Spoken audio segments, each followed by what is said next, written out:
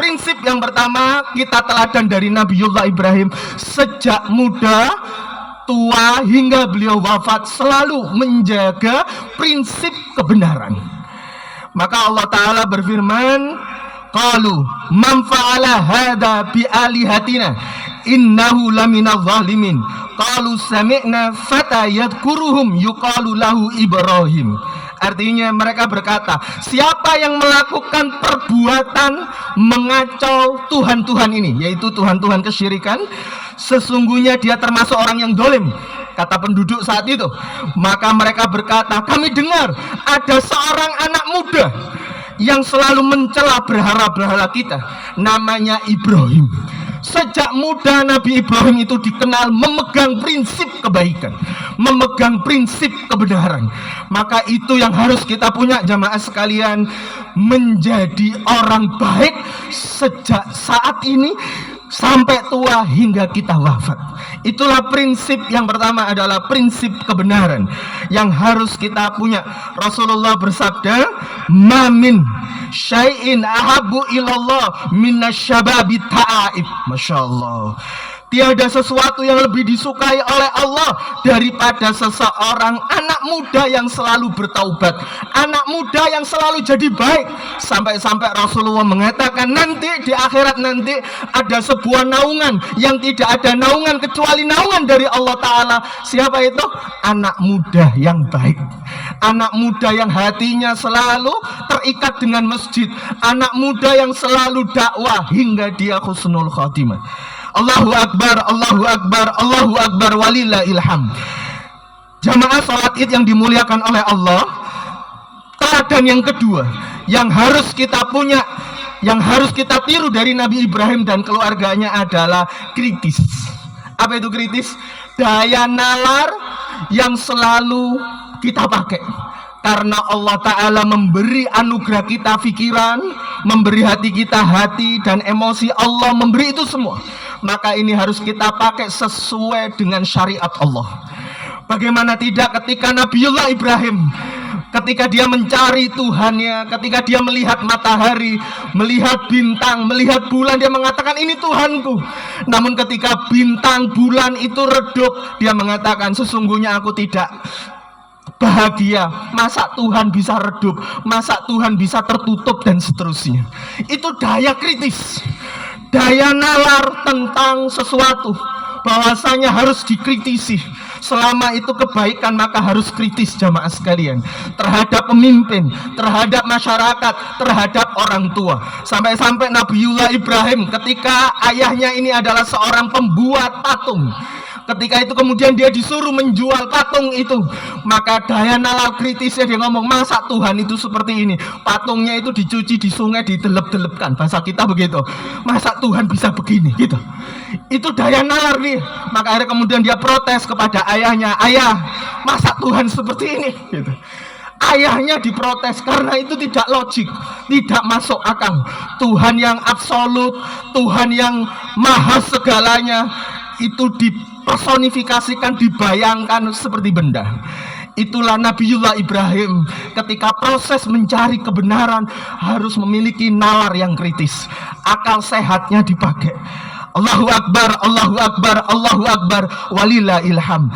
Jamaah salat Id rahimakumullah, yang ketiga, teladan ketiga Nabiullah Ibrahim adalah membentuk generasi yang terbaik, yaitu putra-putrinya dan keluarganya, khususnya Ismail, memiliki kematangan berpikir.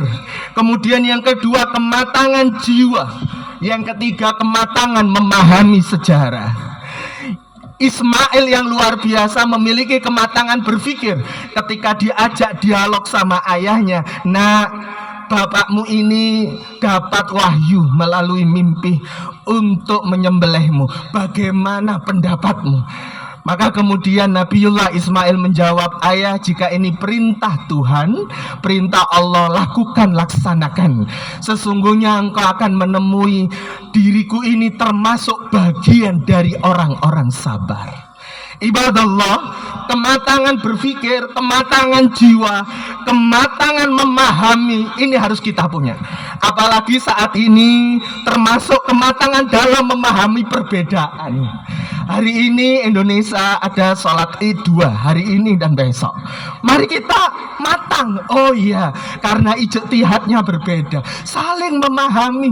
Karena ketika kita matang jiwa kita akan menghormati saudara kita. Dia masih saudaraku, berbeda ijtihad. Kita hari ini bertepatan qadarullah alhamdulillah dengan Saudi melaksanakan salat Id. Hari raya pula hari ini, kemarin wukuf Arafah, Masya Allah. Kemudian besok saudara kita dan pemerintah untuk mengambil ijtihad memakai ru'yatul hilal.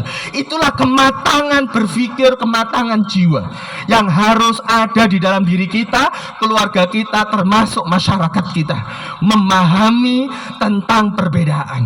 Allahu Akbar, Allahu Akbar, Allahu Akbar, walillahil hamd.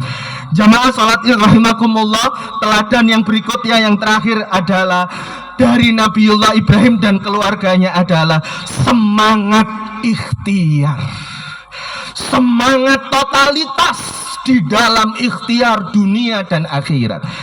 Saat apa jamaah sekalian? Saat beliau melaksanakan napak tilas sa'i. Kalaupun sekarang saat ini kita melakukan ibadah, inilah sa'i kita. Kita mengagungkan Allah, Allahu Akbar, Allahu Akbar, Allahu Akbar. Rakaat pertama 7 kali takbir, rakaat kedua 5 kali takbir. Kita agungkan Allah. Mau musim hujan, mau musim panas, kita agungkan Allah Ta'ala. Bagaimana tidak jamaah sekalian? Bunda Hajar, nih coba dirasakan.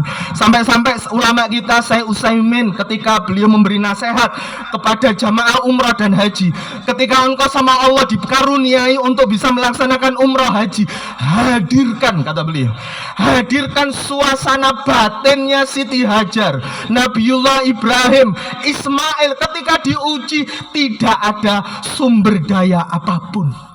Air minum habis, makanan habis. Bingungnya Bunda Hajar itu luar biasa. Maka ditaruhlah Ismail. Kemudian hatinya kepada Allah Ta'ala, yakinnya, ya Rab, aku mencari rezekimu untuk anakku. Ia toleh ke Bukit Sofa. Di sana ada rezekimu, tak golek ya Rab. Maka dia memanjat naik ke Bukit Sofa. Dan sampailah dia di Bukit Sofa. Dia toleh kanan, toleh kiri, mencari sesuatu yang bisa dimakan untuk anaknya dan dirinya. Dan dia tidak temukan.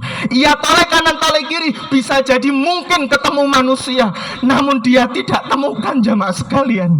Maka apa jamaah? Beliau menoleh ke Baitullah, yang kata suaminya Nabiullah Ibrahim, nanti di sini akan ada Baitullah, rumahnya Allah, rumah diagungkannya Allah Ta'ala. Maka dia menoleh, ia angkat tangan itu menghadap Baitullah.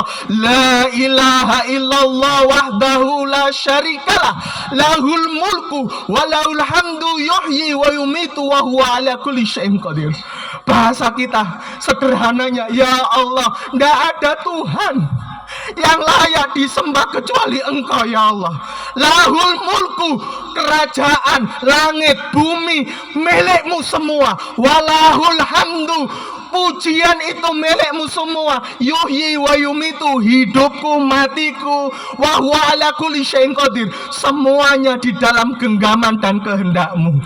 Bahasa sederhananya, ya Allah, uripku, matiku, anakku iki tergantung jenengan.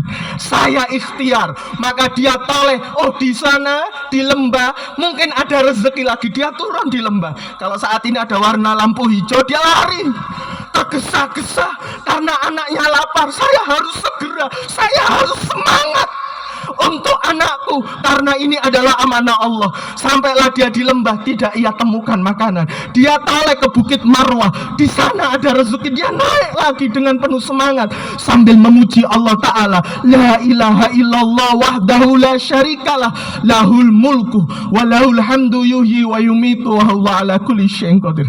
Sampailah di Bukit Marwah, ia cari makanan, tidak ia temukan.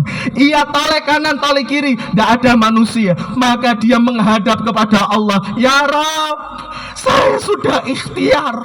Saya sungguh-sungguh ya Allah. La ilaha illallah wahdahu la syarikalah lahul mulku wa lahul hamdu yuhyi wa yumitu wa huwa ala kulli syai'in qadir. Jamaah sekalian, ibadallah, Allahu Akbar, Allahu Akbar, Allahu Akbar, walillahil hamd. Apa maknanya jamaah? Bagi kita jamaah sholat id, kadangkala jamaah kita yang ada di sini, pernah nggak kita suatu saat kemudian mentok?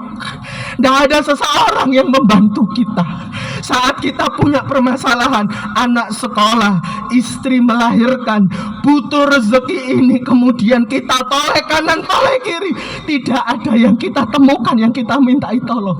Maka hadapkan dirimu kepada Allah Ta'ala, katakan la ilaha illallah wahdahu la syarikalah lahul mulku wa lahul hamdu yuhyi wa yumitu wa huwa ala kulli syai'in qadir. Ikhtiarnya totalitas, hatinya yakin kepada Allah Ta'ala, lisannya positif, itulah iman.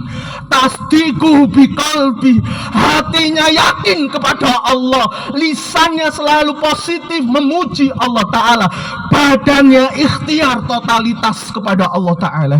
Itulah ibrohnya ikhtiar usaha, ikhtiar totalitas, iman maksimalkan, dan lisannya selalu yakin kepada Allah Ta'ala. Allahu Akbar, Allahu Akbar, Allahu Akbar, walillahil hamd. Dan maknanya jamaah sekalian, ikhtiar sofa marwah hampir 7 kali tanpa ada minuman sama sekali. Maka jamaah sekalian, menariknya ketika terakhir di Bukit Marwah dia ngomong, ya Rob, sampun Gusti, totalitas. Maka kulo pasrah dateng panjenengan. Maka kemudian beliau mendapatkan ilham, disuruh kembali ke Ismail alaihissalam. Disitulah rezekinya jamaah sekalian. Ikhtiarnya di sana, rezekinya di ujung sana, berbeda. Apa maknanya? Ikhtiar kita bisa jadi di sini, rezeki kita yang paling banyak sama Allah ditaruh di tempat yang lain. Allahu Akbar, Allahu Akbar, Allahu Akbar, walillahil hamd. Jamaah sekalian, kesimpulannya ada 4 teladan minimal. Yang pertama, memegang prinsip kebenaran. Yang kedua, kritis.